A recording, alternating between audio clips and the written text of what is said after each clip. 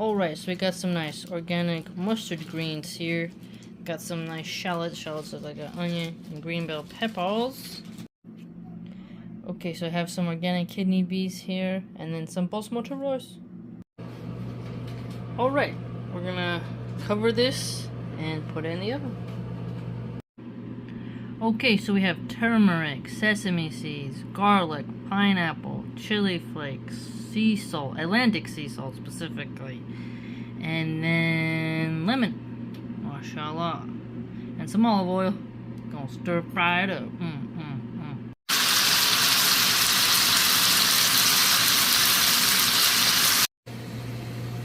Alright, looks fantastic.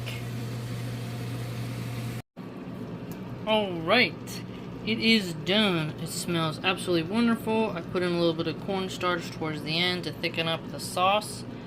Man, awesome flavor. I hope you can try it. Mashallah tabarakallah, a nice healthy side dish rice. If you want, you can add Creole seasonings to it for your own variation, but I didn't want to have any Creole seasonings today. Mashallah. Alright, and then here are those two recipes together.